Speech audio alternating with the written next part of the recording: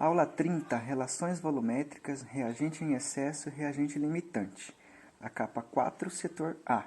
No caderno de exercício será o capítulo 21, somente a tarefa mínima. Vamos relembrar uma relação muito importante entre mol, massa, volume e número de moléculas. 1 mol equivale à sua quantidade em massa em gramas, quando eu trato de massa molar. Exemplo, o carbono tem a massa 12 na tabela periódica. Então, quando eu digo que eu tenho 1 mol de carbono, eu estou dizendo que eu tenho 12 gramas de carbono.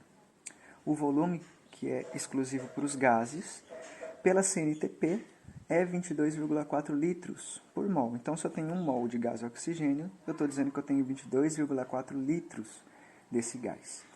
E o número de moléculas, que é referenciado àquela constante do Avogadro, que é 6 vezes 10 a 23 moléculas cada mol. Então, quando eu digo que eu tenho 1 mol do gás oxigênio, além de eu dizer que eu tenho 22,4 litros, eu estou dizendo que ali nós temos 6 vezes 10 a 23 moléculas desse gás.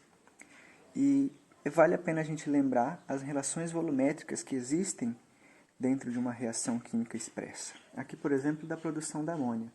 Gás nitrogênio está reagindo com gás hidrogênio, formando amônia propriamente dita. Perceba que os coeficientes balanceiam essa equação e são eles que determinam a quantidade de cada substância.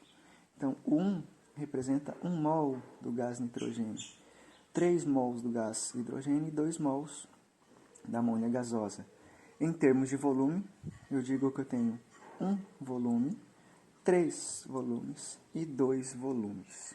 Isso em termos de relação volumétrica. Então, a relação que eu tenho aqui entre reagente em excesso e reagente limitante é exclusivamente dada pelos reagentes, obviamente, que vão dizer o quanto de produto vai ser produzido, né, a partir daquilo que eles vão produzir, que eles vão conseguir formar através de uma reação.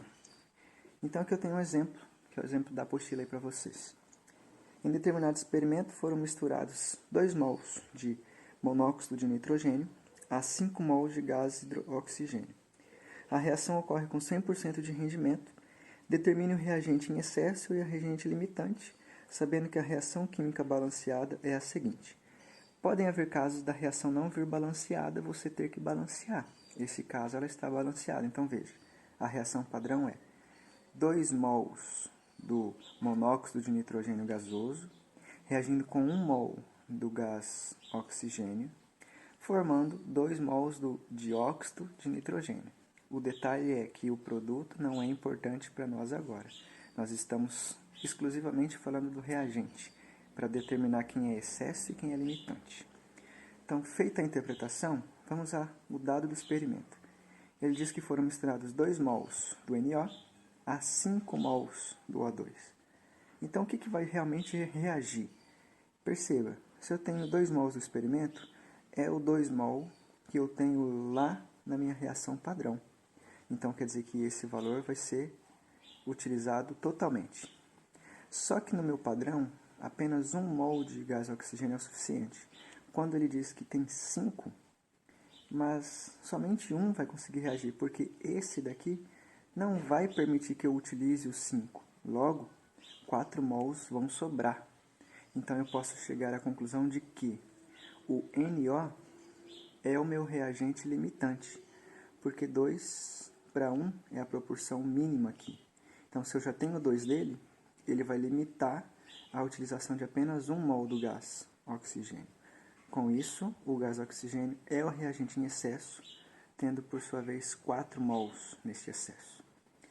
Faça as atividades da apostila e resolva os exercícios do caderno de exercício.